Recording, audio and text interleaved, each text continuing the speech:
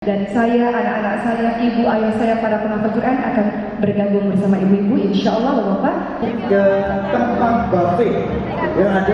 Yang pasti poligami itu ibadah. Siap lahir maupun batin. Engkau wanita syurga, bak permata berharga, berbinar indah dalam kesucian jiwa. Bis 9, bis 10, bis ini masuk rombongannya mana ya? Lagi manasik umroh teman-teman sekalian, Masya Allah, jemaahnya ada 400 lebih. Bis 10 ya? Bis Ikuti terus ya vlog kali ini. 11. Oh, ada 11 rombongan ya, banyak. Ternyata baik. Saya coba dengan suaranya Pak. Saya ulang, wahai suamiku, dengan sungguh-sungguhan hatiku, aku bermohon maaf kepadamu atas banyaknya kesalahan, dan aku bermohon keridhoanmu untukku dunia akhirat. Suaminya saya kalah gede peluk Ujung sama ujung dibedongkan. Oke. Udah berapa anak-anak kita yang itu yang Kita umroh? yang lurus. 8, 9 semua itu yang orang tua. Yang sebelah kiri dilipat untuk mempermudah. Terus yang sebelah kanan sebelah.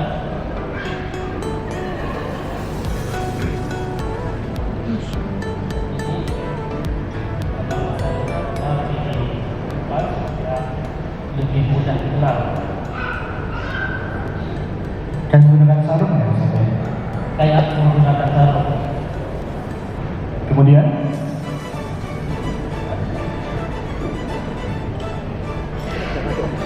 Sama berarti jenisnya tuh. sebelum tolong Kayak anjir gitu. bisa digunakan seperti ini. Masya Allah. Sobat bersama. Bapak-bapaknya ada yang gini ya. Sekarang giliran saya teman-teman sekalian. Artinya durasi itu Memberikan 31 tahun sebuah bukan penghargaan semakin acara manasik lebih haji buruk, tapi siap-siap ya. dari pemerintah Indonesia semakin kita tahu, semakin memperbaiki diri, mengevaluasi agar menjadi peserta Indonesia yang jauh lebih baik. Boleh? Umroh kali ini saya merasa begitu kaya dan para jemaah juga merasa begitu kaya akan pengalaman. Dan apa yang saya lakukan ketika menemukan besar Indonesia, saya betul tidak ingin menyia-nyiakan kesempatan ini untuk senantiasa dekat dengan para jemaah. Saya Oki Sudara Dewi, salam dari Madinah Al-Munawwarah. Assalamualaikum warahmatullahi wabarakatuh. Terima kasih dan semoga teman-teman sekalian punya persiapan yang matang, tidak hanya soal materi saja, tapi juga ruhiyahnya matang, ruhiyahnya siap untuk berangkat umroh, siap untuk berziarah ke makam Rasulullah SAW, siap untuk istiqomah terkhusus dalam interaksinya dengan Al-Quran, yang insya Allah Al-Quran akan datang kepada kita memberikan syafaat di hari akhir, akan meminta Allah agar Allah ridha kepada kita. Al-Quranlah sahabat setia kita dunia akhirat insya Allah. Dan saya, anak-anak saya, ibu ayah saya, para penghafal Quran akan bergabung bersama ibu-ibu insya Allah Bapak pada tanggal 17 Februari 2020. Terima kasih jazakallah khair untuk Abah Samsul yang telah memberikan peluang luar biasa untuk anak-anak yatim duafa. Terima kasih, wabillahi taufiq wal hidayah. Wassalamualaikum warahmatullahi wabarakatuh. Yang dibawa Al-Quran, berteman dengan Quran, bersahabat dengan Quran, berdirinya dengan Quran, duduknya berbaringnya dengan Quran, hari-hari dengan Quran. Jadi malu kita, serasa malu kita di hadapan Allah Subhanahu wa Ta'ala.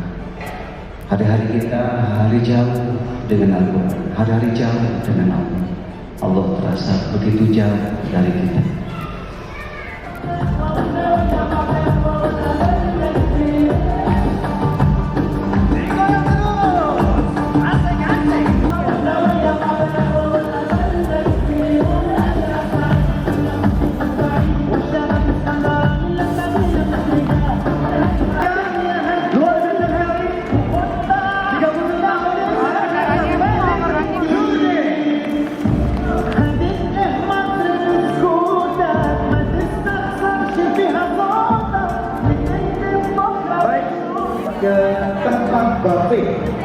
ada di sebelah kanan Pak. Hari ini saya tuh lagi ada acara Persada Indonesia karena kita mau berangkat umroh insya Allah 17 Februari 2020 bersama dengan Gus Alfian juga. Ini guru saya, sahabat saya.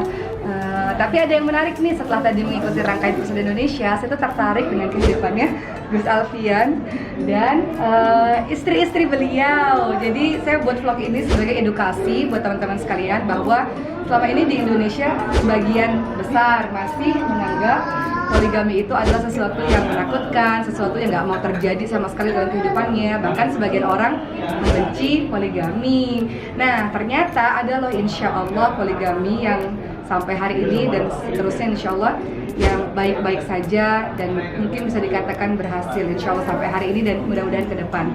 Salah satunya adalah dicontohkan oleh Gus Alfian. Gus boleh cerita nggak Gus? Gus kan punya istri 3, anaknya ada 7. Itu gimana cerita asal muasal kok bisa poligami, apa ada niat dari awal aku punya istri 4 dari awal, itu gimana Gus? Yang pasti tidak ada rencana dari awal untuk poligami, punya istri lebih dari 1, karena pertimbangan saya beban akhirat saya akan pasti berat ya. Jangankan 4 istri, 1 istri saja saya akan berat. Aneh belum makan nih. Bahkan Rasulullah kan sudah bilang, yang nggak adil caranya miring, hendaknya miring begini. Dan saya nggak mau miring nanti akhirat. Tapi subhanallah memang peran istri pertama luar biasa saya rasakan. Beliau mensupport saya untuk harus poligami karena banyak wanita yang dalam tanda kutip wanita salihah, wanita baik, mulia yang harus diselamatkan agamanya. Beliau support saya. Sejak pertama menikah jalan 1 tahun sudah dimotivasi saya untuk nikah lagi, untuk poligami. Apa itu? Ya waktu itu alasannya hanya kasihan dia wanita baik ya, sudah seusia itu belum punya suami. Ini bukan janda loh, ini masih gadis, masih perawan. Hanya aja umurnya waktu itu sudah sekitar 37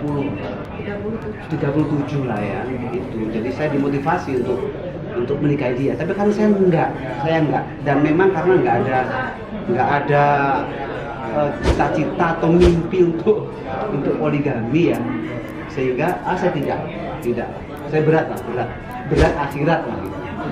Terus ke Umi dulu sebentar, kenapa sih Umi memotivasi suaminya untuk menikahi perempuan di luar sana? Kalau mungkin hanya sekedar, tadi Umi juga cerita teman-teman sekalian, ada seorang dokter perempuan, kemudian anaknya 5, suaminya meninggal dunia, kemudian Umi, ayo apa manggilnya? Ayah nikahin ayah gitu, nikahin orang tersebut, kasihan. Sebagian orang netizen juga pasti berpikir kan kalau mau bantu ya udah bisa aja bantu tanpa harus dinikahi gitu. Kenapa pada akhirnya, ini saya mewakili netizen ya Umi, kenapa pada akhirnya Umi mensupport, mendorong supaya Gus Alfian ini menikah dengan wanita-wanita tersebut? Kalau misalnya alasan bantuan mungkin bisa dibantu tanpa menikahi misalnya begitu. Kenapa Umi alasannya Umi? Karena anak-anaknya masih butuh perlindungan, butuh kasih sayang gitu. Karena ayahnya meninggal, jadi ayah ini bisa untuk mengganti anak-anak tersebut, bisa memenuhi kebutuhan kasih sayang. Berarti Umi melihat sosok suami Umi, suami yang baik, sehingga Umi izinkan untuk perhatian kepada yang lain karena Umi merasa beliau perhatikan Umi. Insya Allah. Gitu teman-teman sekalian. Jadi kalau mau poligami harus dipastikan suaminya itu paham agama yang baik, akhlaknya baik sama istrinya. Jadi nggak perlu sembunyi-sembunyi dengan istri pertama. Justru istri yang pertama ini mensupport, bahkan menjadi teman, menjadi kakak untuk istri-istri yang berikutnya insya Allah. Dan ini ada anaknya, namanya adalah Vinda ini anak pertama dari Umi Darwati ini. Gimana ngelihat ayahnya? Ada yang 1, ada yang 2, ada yang 3. alhamdulillah ramai Rame ya, keluarga baru rame. tambah saudara, tambah kenalan, tambah rame aja kan. Kita udah terbiasa rame dari kecil, ayah nikah lagi, alhamdulillah tambah saudara lagi. Tapi kekurangan kasih sayang ayah nggak? Kan ayah anaknya banyak. Alhamdulillah Iya. ayah itu Mantap. sayang dengan anaknya tuh udah sangat berlebihan sekali. Masya Allah. Saya saksinya nih salah satu ya. Saya sudah diajak umroh sama ayah tahun 2017 bareng Persada juga. Nah ini nanti udah gajian juga, adik juga sudah yang kedua ya. Terus tinggal yang ketiga ini yang insya Allah besok bergilir. Tapi yang menarik, beliau ini ayahnya kan punya 3 istri, tapi beliau nggak mau kalau suaminya punya istri yang lain. Kenapa alasannya coba? Ini kan ada yang setuju, ada yang agak nggak aja. Kenapa sayang? Ayahnya boleh kok, kamu nggak mau kalau suami punya yang lain. Mungkin karena apa ya?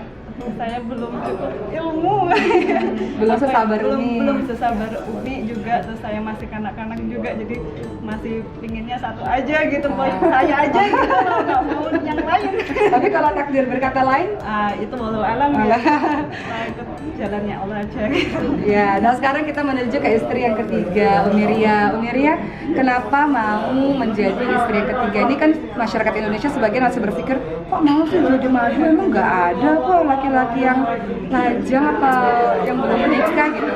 Kenapa alasannya? Alasannya ya baik, Beliaunya baik. baik, nggak mungkin menyakitin saya. Iya, namanya baik, alhamdulillah. Apalagi inspirasi dari Bunda dan Wati yang bergerak di masyarakat. Masya Allah. Masya Allah. Dia ini suatu hari bilang ke saya, setelah menikah ya mungkin 3-4 bulan lah, setelah itu dia bilang ke saya, ya Bunda itu hatinya kayak apa sih? Itu malaikat ya Bunda, kata dia. Begitu bertemu, dirangkul, dicium ya, dan berdekatan erat ya. Aduh, Masya Allah, saya terenyuh teman-teman sekalian. Jadi mudah-mudahan teman-teman yang nonton vlog ini bisa merubah persepsi teman-teman yang selama ini hanya mendengar poligami itu buruk, poligami itu melukai. Kalau cemburu pasti ada lah, beliau juga mengakui pasti ada, tapi itu manusiawi teman-teman sekalian. Tapi yang paling penting bagaimana cara menghandle perasaan tersebut. Yang paling penting adalah bagaimana suaminya memahami tugasnya ketika memutuskan untuk berpoligami untuk adil. Istri pertama paham, istri kedua paham, ketiga, keempat paham. Jadi keluarganya sakinah mawaddah warahmah, insyaallah. Nah, yang terakhir nih pesan dari Gus Alfian untuk teman-teman yang berkeinginan untuk poligami, untuk laki-laki di luar sana yang katanya sama poligami tapi menyakiti hati istri yang pertama, melupakan istri yang lama, kemudian bersenang-senang istri yang baru, yang muda. Jadi kita belajar dari Gus Alfian. Bagaimana Gus, nasihat untuk teman-teman yang mau poligami, untuk suaminya, untuk istrinya juga. Silakan Gus. Yang pasti poligami itu ibadah, harus disiapkan dengan baik. Dekati istri pertama, sentuh dengan hati, jangan sampai lukai, penuhi segala kebutuhannya. Pastikan dia dapat kasih sayang yang lebih dari yang dia minta. Kemudian muliakan hidupnya, angkat derajatnya, bahagiakan jiwanya, hatinya. Selesai, kemudian bermohon kepada Allah. Gak ada masalah.